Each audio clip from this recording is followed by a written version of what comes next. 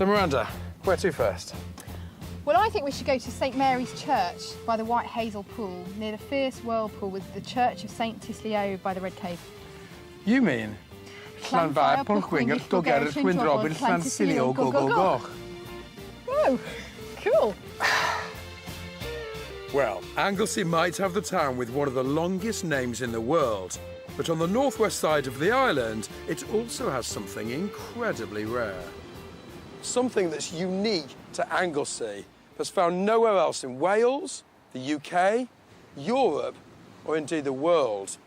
Now, it's not dangerous within itself, but it's pretty lethal trying to get close to it, because it's just down here. In fact, it's much further down, so I won't be trying to reach the spatulate fleawort. First recorded in 1813, this flower blooms between May and July, and only on these cliffs. To botanists, the spatulate fleawort.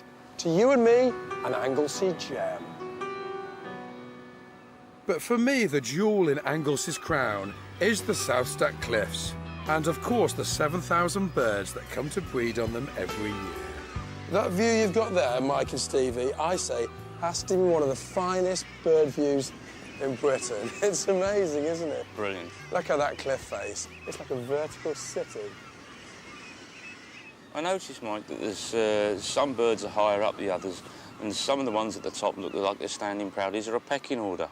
Not so much a pecking order, but every bird has its particular favourite place on the cliff. If you notice in the middle where it's washed white, on the ledges, that's where the guillemots and the razorbills are. On the slopes where you can see the grassy mounds, that's where the puffins like to be because they're nesting underground. And on the most vertiginous cliff faces, you find little tiny ledges, and that's where the kittiwakes and fulmars are. Until you actually look at it, you realise how slim some of those ledges are, is it? They are really narrow, some of them, yeah. For a birder like me, quite frankly, I'm in heaven. Anglesey is really packed full of great plants and animals. And to make sure it stays that way, there's a special place here on Anglesey dedicated to marine life conservation, and most of its residents come from around these parts.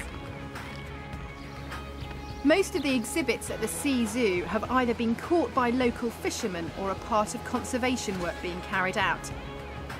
These two rare crawfish found themselves stuck in lobster pots. Okay. Wow. So the tail, you see, it will try and flick with. You hear that strange sound? Yeah. It's a very creaky sound. That's made by the antennae moving around. Can you see how they're moving against the body? It's like a little nose bit in the middle. And it's quite unusual for a marine animal to make a sound like that. It's a bit like crickets do on land. That tail. Yeah, look at that, that's how they move. That's how they swim. They're really heavy. How much do they weigh? About 2 kilos. God. We don't know that much about crawfish, do we? They're quite a little known species. They are quite little known, yes, and as I say, they used to be very common. We know that they're found in fairly large numbers when they're found, generally, and we know that for half the year they completely disappear, but we're not quite sure where they go to. They're like alien creatures, aren't they? Can you believe it? Unlike lobsters, crawfish are very sociable and like to hang out in groups. Happily, these two males are about to be joined by some females, which also means Frankie and her team can start a conservation programme for this amazing creature. Oh, there we are, that's moving fast. Wow, quite an effective way of escaping from predators, I would say. And there are more gems tomorrow as we try to find a bird that's so well camouflaged it can nest on a beach without being seen. What's that? And I show Steve his rather prickly neighbours. Oh, he's joking under the van.